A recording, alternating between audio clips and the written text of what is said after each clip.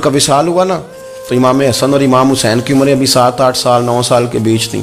تو حضرت مولا علی شیر خدا رضی اللہ تعالیٰ عنہ کے ساتھ امام حسن آئے مسجد میں. تو ممبر پہ بیٹھے ہوئے دیکھا حضرت ابوبکر صدیق کو, تو کہنے لگے نیچے اترنا, میرے نانا کا ممبر ہے. بچوں کو بڑی پہچان ہوتی ہے نا ابا کے کپڑوں کی, سے پتہ ہوتا ہے کہ یہ میرے نانا کا ہے, یہ میرے نیچے اترو, یہ ممبر میرے نانا کا ہے. تو حضرت علی المرتضیٰ نے جلدی سے پکڑا اور پکڑ کے فرمایا ذرا حسین حسن یہ کیا کہہ رہے ہو؟ اب دیکھیں نا بچہ یہاں کسی کا شور کرے تو میں آپ کو جمعہ چھوڑ کے بچے کی تھوڑی سنوں گا. میں کہوں گا کہ بھائی ٹھیک ہو گیا, بچے کو لے جاؤ ذرا اسے پیچھے کرو, جمعے کے بعد بات کرتے ہیں. لیکن وہ تھے نا رسول اللہ کے نواسے, اور حضرت ابوبکر صدیق عظمت اور شان کو سمجھتے تھے. انہوں نے کہا نیچے اتریے, میرے نانے کا ممبر ہے. تو حضرت صدیق ایک بار نیچے اتر کے کھڑے ہو گئے. تو ایک جملہ, باقی بزرگوں نے بھی بڑا کچھ لکھا ہے, پر یہاں ایک بات شاہ عبدالعزیز محدث دہلوی نے لکھی ہے. حضرت صدیق ایک بار رو پڑے, کہنے لگے حسن اگر ممبر تیرے نانا کا ہے تو ابوبکر بھی تو تیرے نانا کا ہی ہے نا, یہ کو باہر سے تو نہیں نا آیا, یہ بھی تیرے نانا کا ہے. تو حضرت امام حسن ہنسنے لگے, فرمانے لگے ٹھیک ہو گیا, بیٹھ جائے ممبر پہ, پڑھائیں جمعہ. سمجھ آ گئی ہے بات کی, پڑھائیں جمعہ. آپ کی بات کی مجھے سمجھ آ گئی ہے کہ اگر ممبر نانا کا ہے تو ابوبکر بھی تو انہی کا ہے نا جناب صدیق اکبر. اپنی زندگی وفاداری کے ساتھ, غلامی کے ساتھ, اور ادب نہیں چھوڑا ایک منٹ کے لیے, ایک سیکنڈ کے لیے. رسول کائنات صلی اللہ علیہ وسلم کے اگر کوئی بے ادبی کرتا تھا تو انہیں جلال آتا تھا. آپ کو ایک بات بتاؤں, غیرت نہ عشق کا حصہ ہوتی ہے. ہم بڑے شریف لوگ ہیں پر ہم کہتے ہیں سارے کام کرنا, حضور کے بارے میں بات کوئی نہ کرنا, یہ نہیں ہم برداشت کرتے. وہ کس طرح کا عاشق ہے کہ محبوب کے خلاف بات بھی سن گئے؟ یہ عشق ہے, یہ تو توہین کی تو نے. حضرت صدیق وہ بڑے میٹھے بڑے ٹھنڈے آدمی تھے. عروہ بن مسعود ثقفی بعد میں مسلمان ہوئے. وہ کہتے ہیں میں حدیبیہ کے موقع پہ آیا تو مجھے پتا تھا, میں جانتا تھا ابوبکر صدیق بڑی ٹھنڈی طبیعت کے آدمی ہیں. کہتے ہیں نبی پاک صلی اللہ علیہ وسلم کے گرد نا میں نے حالہ دیکھا غلاموں کا, کوئی ہاتھ باندھے کھڑا ہے, کوئی پانی کا قطرہ لینے کے لیے کھڑا ہے, کوئی وضو کا بچا ہوا پانی لینے کھڑا ہے. تو چونکہ وہ آئے تھے کافروں کی طرف سے تو تنقید کرنے والے کو کہانیاں بڑی مل جاتی. تو فوراً عروہ بن مسعود ثقفی کہنے لگے اے محمد ابن عبداللہ صلی اللہ علیہ وسلم, آج یہ آپ کے گرد کھڑے ہیں, پر جب تلواریں چمکیں گی تو دوڑ جائیں گے. تلواروں کے سامنے کھڑا ہونا آسان نہیں.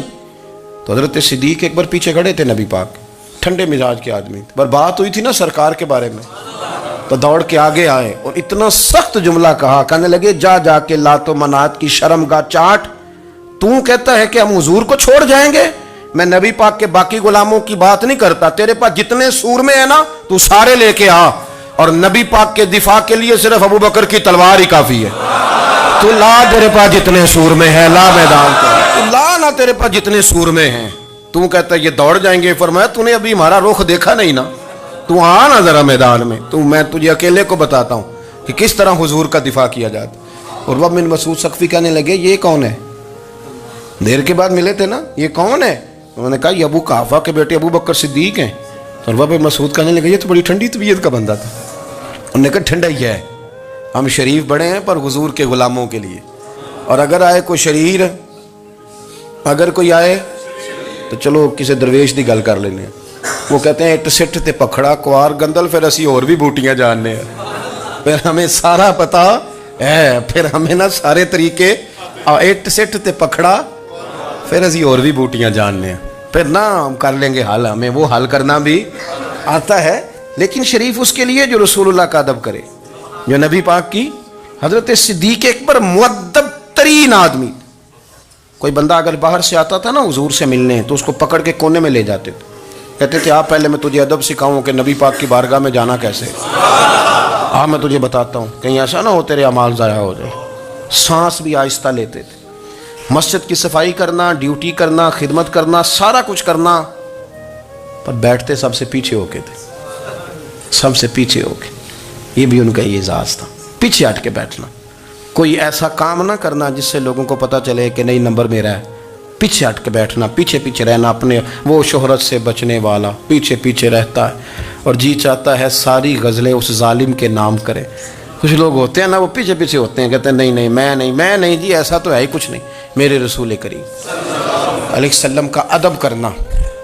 ہم نے نا ساری زندگی سنا ہے کہ الامر فوق الادب, کہ جب حکم آ جائے تو پھر حکم ماننا ہے، ادب. اور اس بات پہ ہمارے طالب علم بڑے پکے ہیں. مرید آج کل کے اس مسئلے میں بڑے کہتے ہیں صاحب نے خود کہا ہے کہ خیر صلاح ہے. انہوں نے خود کئی دفعہ کہا ہے جی تسی بڑے سیانے ہو، تانوں مطلب دی گل دی سمجھ جلدی لگتی ہے. انہوں نے خود کہا ہے کہ ٹائم ہو تو آیا کرو. یہ کب انہوں نے کہا ہے کہ مجبوری ہے روز ہی آنا؟ یہ انہوں نے کب کہا؟ ان کو بھی تو پتہ ہے نا مجبور ہے. تو آپ کو بھی تو پتہ ہے نا کہ ان کا آپ سے پیار ہے. آپ اس پر بھی تو تھوڑا غور کریں نا. لیکن ہم مرضی کا کوئی ایک آدھ فکرہ نا، مرضی کا. وہ ایک طالب علم یہاں سے گیا تو میرا دل نہیں تھا جائے، تو وہ کہنے لگا جی مجھے حضرت صاحب نے خود کہا ہے، حضرت صاحب نے خود کہا. میں پوچھ کے آیا ہوں. تو جو ہمارے کچھ سنگی تھے بیچ میں پیار والے، وہ کہنے لگے آندہ میں پوچھ کے آیا. میں کیا آندہ وہ بھی ٹھیک ہی ہے. تو انہوں نے آخیا سی میں جاواں تو میں انہوں کی آندہ. میری بات کی سمجھ آئی ہے نا جی. جب ارادہ ہوا تو پھر ابے کو منا کے بھی آ گئے. جب ارادہ ہوا تو ابا جی کو میں نے جانا ہے، بزرگوں کے پاس ملنے جانا ہے. اور جب ارادہ نہ ہوا تو کہنے لگے حضرت صاحب نے خود فرمایا ہے کہ ابا راضی ہوگا تو اللہ راضی ہوگا. چھٹی مرضی کا ہے نا مزاج، تو مرضی کی کہانی. تو میں الحمدللہ مجھے تھوڑا سا پتہ ہے، ویسے بھی اپنے بال بچے کا پتہ ہوتا ہے.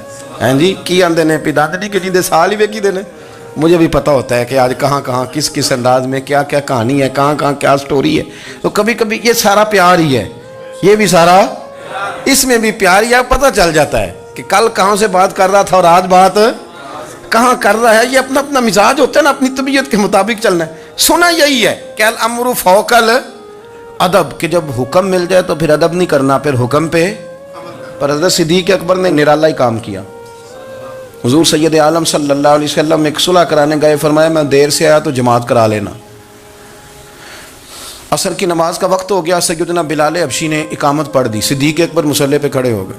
اتنی دیر میں حضور بھی آ گئے. نماز میں لقمہ وہ دے گا جو نماز میں شامل ہو. ٹوٹیوں پہ کھڑا بندہ لقمہ نہیں دے گا، پہلے وہ آ کے اللہ اکبر کا شامل ہو پھر لقمہ دے. حضور آئے، صحابہ نے ہاتھوں پہ ہاتھ مارنے شروع کیے، اطلاع کر رہے ہیں کہ لوگوں حضور آ گئے. سرکار اگلی صف کے قریب پہنچے تو جناب صدیق اکبر نماز پڑھا رہے تھے. نماز لوگ تو بغیر نماز کے ادب کرنے پر اعتراض کرتے ہیں. میں بخاری شریف کی حدیث پیش کر رہا ہوں، نماز پڑھا رہے تھے. انہیں پتہ چل گیا نا حضور آئے ہیں، تو ایک قدم نماز سے پیچھے ہٹا لیا. نماز پڑھا کہ میں تہ ول ویکھاں، او میں کعبہ بھول گیا آئی. ہن بھول گئیاں نہیں سب صوم صلاتاں، اکو یار دا فکر پہ آئی. حضرت صدیق اکبر نے ایک قدم پیچھے ہٹایا تو حضور نے فرمایا ابو بکر پڑھاؤ نماز. پھر دوسرا قدم پیچھے ہٹایا تو فرمایا پڑھاؤ نماز. تیسرا قدم پیچھے ہٹایا. ہم نے آج تک یہی سنا ہے کہ حکم ہو جائے تو حکم ماننا ہے، ادب. اور ہمارے ہاں یہی ہوتا ہے، پھر لوگ حکم ہی مانتے ہیں، پھر ان کو ادب بھول جاتا ہے. لیکن جناب صدیق اکبر 3 دفعہ حکم آیا پر پیچھے ہٹ گئے. حضور مصلی پہ گئے، نماز پڑھائی. نماز کے سلام کے بعد نا حدیث میں مختلف حکم آیا، استغفار پڑھو، اللہ اکبر کہو، آیت الکرسی پڑھو، 33 بار سے مختلف اذکار آئیں. پر حضور نے آج کوئی ذکر نہیں، کوئی وظیفہ نہیں. سلام پھیرتے کہ ابو بکر میں نے جو 3 دفعہ کہا تھا نماز پڑھاؤ تو پڑھائی کیوں نہیں؟ ایک دفعہ نہیں 3.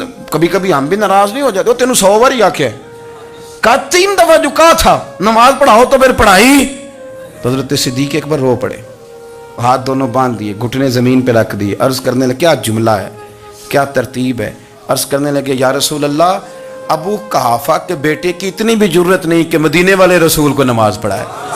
میں اتنا بھی جرت مند نہیں ہو گیا حضور، میں کیسے آپ کے آگے کھڑا رہتا اور آپ میری، یعنی عین نماز کی حالت میں، عین حالت نماز میں بھی ادب. نماز پڑھا کہ میں تیں ول ویکھاں. ان کعبہ بھول گیا میں نے بھول گئی نہیں سب صوم صلاتاں، اکو یار دا فکر پہ آئی. دوستو حضرت ابو بکر صدیق رضی اللہ تعالیٰ عنہ کا عشق، ان کا پریم، ان کا پیار، ان کی باتیں. ایک دن نا حضور کے وصال کے بعد اچانک نہ اس طرف جا رہے ہیں، خاصے مسجد سے دور چلے گئے. تو حضرت عمر تھوڑا طبیعت کو جانتے تھے، جناب عمر پیچھے دوڑے، کہنے لگے کدھر جا رہے ہو؟ چپ کر گئے. کیا ہوا، کدھر جا رہے تھے؟ ابو بکر سیانے بندے ہو، امیر المومنین ہو، کہاں جا رہے؟ تو رو پڑے. کہنے لگے ایک دفعہ نا حضور سفر پہ گئے ہوئے تھے تو اس طرف سے واپس آ گئے تھے، تو مجھے خیال آیا شاید اس طرف سے آ نہ رہے ہوں. حضرت عمر رو پڑے. کہنے لگے ابو بکر اب تو حضور نے پردہ کر لیا، جنہاں دے دل بر جانی وچھڑ، کون روے پھر تھوڑا.